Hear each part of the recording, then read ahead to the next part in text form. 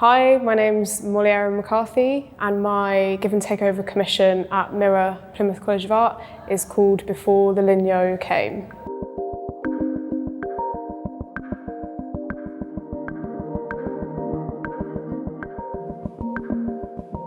Before the Linyow Came is a series of digital sculptures that are experienced as Instagram filters or augmented reality. So this means that you are seeing them through your phone, layering them over whatever you're seeing through the lens. The sculptures are part of a fictional world called Artificial Ruin, and it's really exploring ideas around gentrification and development and tourism in the region, as well as things like evolution and themes of invasion and defence.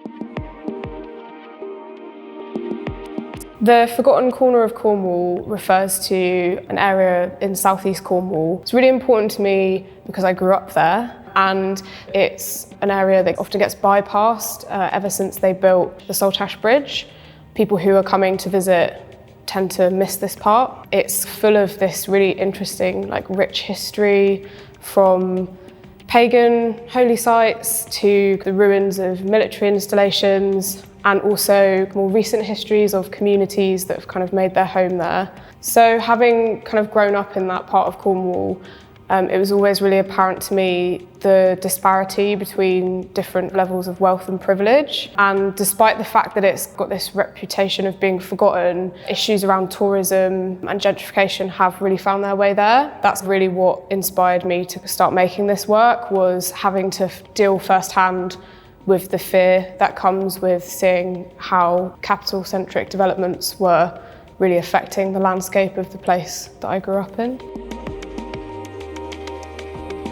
Scavenging is a term or a theme that's really important to my practice, and I only really discovered that importance quite recently after noticing that there are lots of characters or suggestions of scavenging in pretty much most of my work.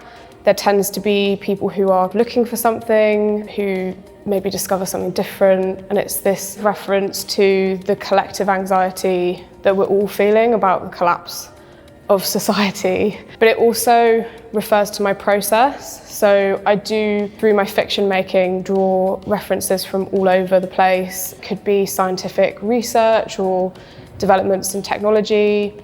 It could be urban city planning or ancient histories. And it also is often my own experience or people close to me's shared experience. So it can be quite chaotic and complicated, but I think that's actually really important because for me, chaos and complexity really exemplify how it feels to exist now in this current time, which is this deluge of data and also issues and crises all happening at once. So this process of scavenging becomes this almost radical act or reclamation to try and feel like you have agency in a time when it's very easy to feel completely powerless.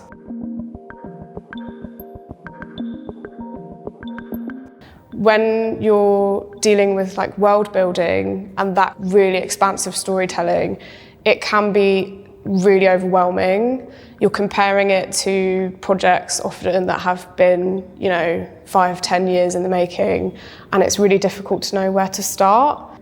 Doing the Give and Takeover commission really gave me a chance to think about how these different pieces of work, how these different worlds can change and iterate across different spaces and different mediums and different audiences. I think it's a really powerful tool. It allows you to mix references to other fictional universes or your own imagination with information, events and artifacts from the real world, throw them all in together, mix it all up and then create something new from that mixture. I'm interested in digital mediums, I think, because of a combination of when and where I was growing up. I was born in Cornwall in the 90s and was growing up through the rise of home video game consoles and the wider accessibility of the internet.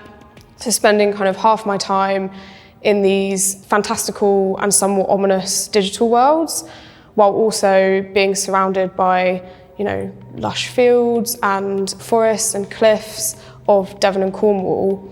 More specifically, I was in a military town on the border of Devon and Cornwall. So I was in this in-between space, but also surrounded by sites that were really connected to power and technology. And I started to see this crossover between these two worlds that felt really disparate, but actually had a lot of connection. So that started it. So what's really cool about working with filters is that you can access them anywhere. So they have lots of different places they can exist and connotations they can take on. When you're using them in the exhibition with Hutamaki's work, I think you start to see this quite subtle connections between both of our practices. So we're both really interested in storytelling and creating worlds, but also there's a lot of crossover in themes around data and perception of reality that's quite natural between us. What I started to realise is that there was stuff I could do in a computer that I would never have the time or resource or money to make physically. So it opened up this other avenue of making. But I do still make physical work. There's a lot of analogue process that feeds into the digital. So I think really it's about the crossover and how those two spaces intersect, because that not only kind of speaks to that experience I had of growing up in Cornwall in the early 2000s, but also exemplifies where I think we should be heading, which is not a place of like one designated path, but actually a place of lots of different kind of perspectives all feeding into hopefully a better future.